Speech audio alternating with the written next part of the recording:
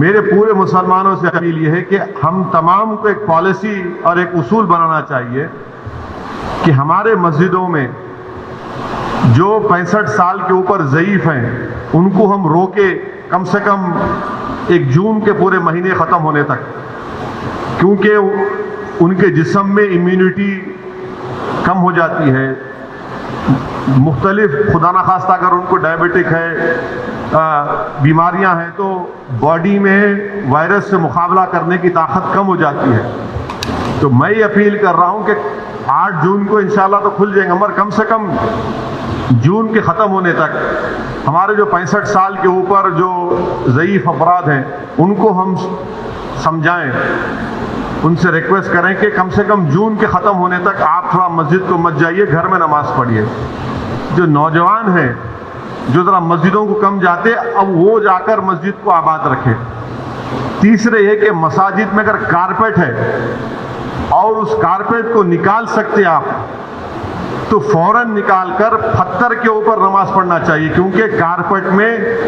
Epidemiologist اور جتنے health expert سے ڈاکٹرز وہ بولتے ہیں کہ کارپیٹ میں بہت سے جراثیم جم جاتے اور اس سے ہو سکتا ہے کہ خدا نخواستہ کسی کو وائرس لگ سکتا۔ تو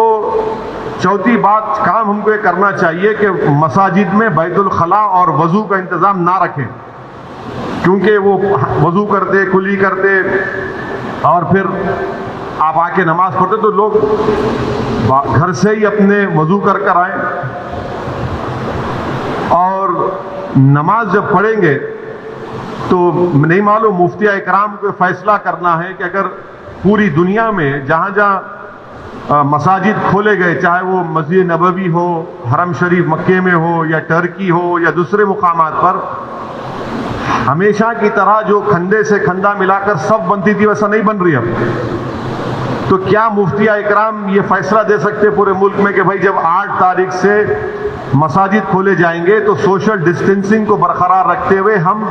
سب بندی کریں نماز کی؟ یہ ہمارے مفتیوں کو سوچنا پڑے گا کہ کتنا یہ کر سکتے کیا، کیونکہ مختلف ممالک میں ہو رہا ہے۔ تو میں تو گزارش کروں گا ہمارے علماء سے کہ وہ بھی اس کا فیصلہ کر لیں، مگر دوسرے جو 4 چیزیں میں کہا ہوں اس پر یقیناً غور کریے آپ۔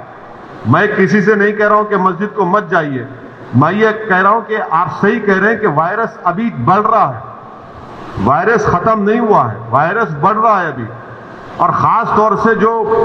ہمارے 65 سال کے اوپر کے جو لوگ ہیں اور جو لوگ مختلف امراض کے شکار ہیں، جس کو